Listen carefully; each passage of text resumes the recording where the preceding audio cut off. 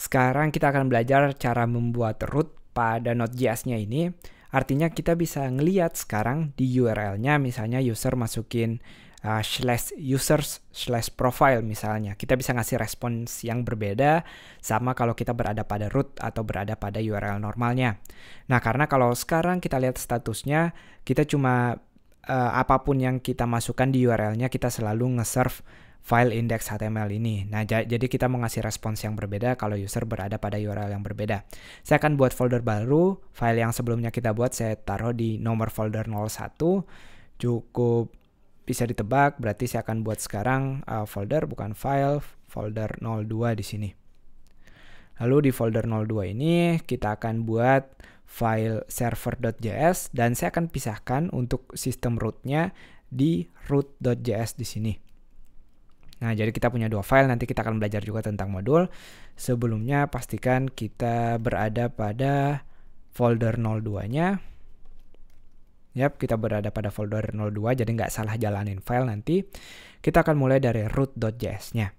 Di root.js ini, kita akan ngelakuin hal yang persis seperti di video sebelumnya. Jadi bagian server.js, buat nge-serve filenya, saya akan copy-paste bagian handle request-nya kali ini.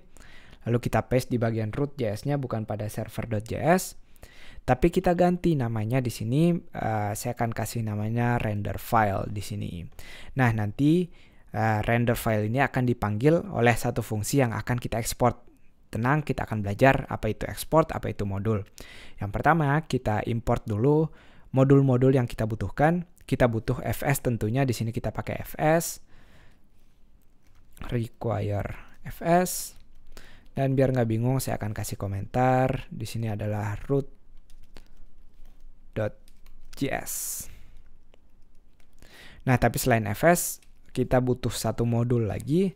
Ini juga udah otomatis datang, namanya URL. Require URL. Fungsi ini belum ada yang make atau belum ada yang manggil. Saya akan export satu modul di sini, yaitu saya kasih namanya handle request. Jadi ini nama, lalu sebelah kanan adalah isinya, apa isi dari handle request ini.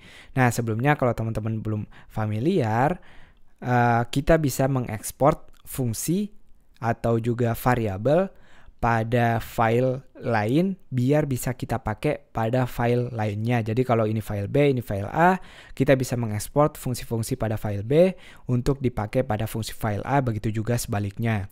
Nah, ini dia, kita bisa istilahin ini ekspor modul lokal.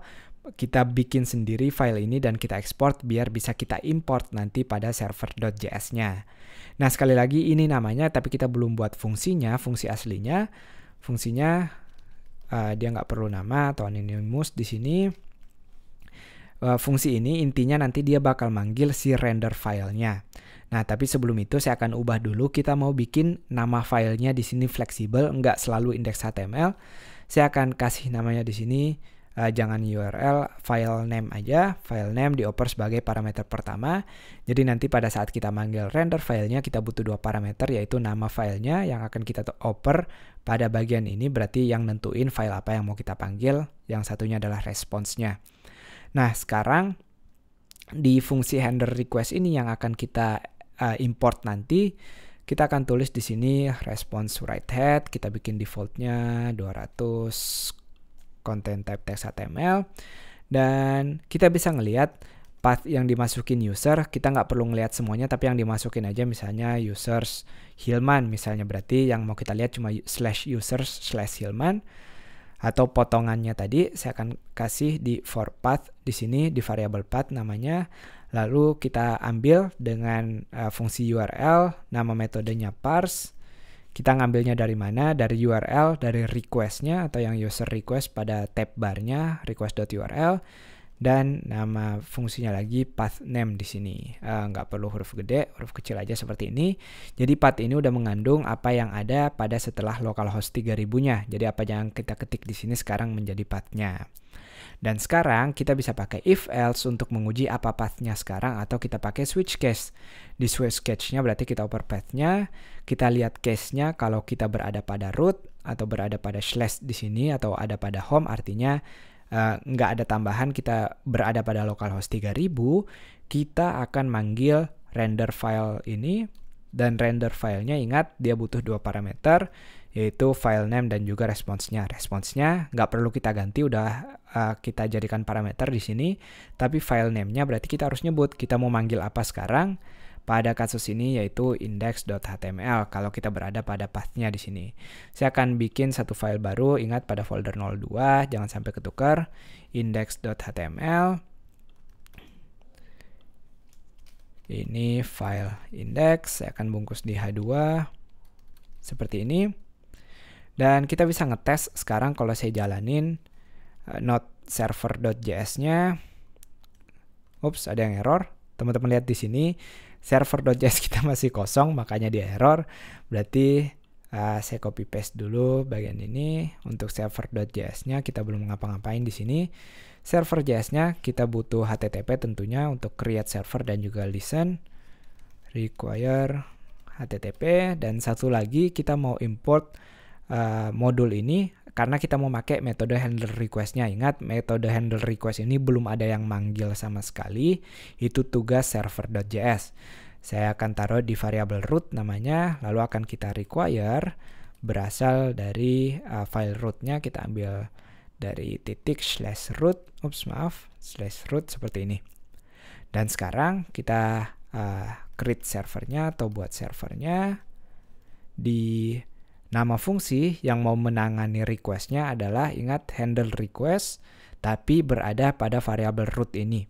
Berarti kita manggilnya pakai root.handleRequest. Jadi kalau namanya di sini Tio misalnya, berarti di sini harus Tio. Nggak ada artinya Tio, saya cuma mau ngasih tahu perbedaannya di sini. Jadi ini tergantung namanya, lalu ini nama metode, karena ini yang menentukan nama file apa yang mau kita panggil.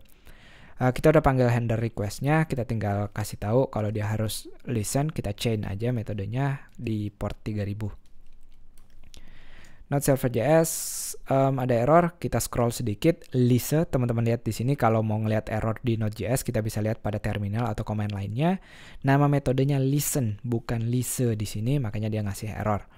Jalanin lagi, kalau nggak ada error, kita pindah ke localhost 3000, kita melihat file index di sini, artinya sistem root kita udah berhasil. Nah, kita tambahin lagi sekarang, kita benar-benar buktiin apakah udah berhasil dengan nambahin satu file lagi. Saya akan kasih nama filenya users misalnya, lalu users ini akan manggil satu metode users. Satu file maksud saya, file users. Tinggal kita taruh di bagian case-nya, lalu saya akan duplikat bagian ini. Users.html, teman-teman boleh copy paste, ini file users, jadi itu doang, bedanya sangat simple. Kalau saya reload sekarang, tentu kita butuh restart dulu servernya, kita masih ada pada file index, tapi kalau saya ke users sekarang, kita bisa lihat ini file users. Nah, itu dia, sangat simple sistem root pada Node.js. Silahkan teman-teman pelajari lagi. Kalau cukup panjang, jangan khawatir, kita akan menggunakan framework yang namanya Express.js, sangat populer dan sangat umum digunakan saat berinteraksi dengan Node karena akan memudahkan kita. Tapi kita nggak akan lihat sekarang dulu, yang penting teman-teman tahu gimana dasar penggunaan root ini secara menangani response dan menangani request pada Node.js.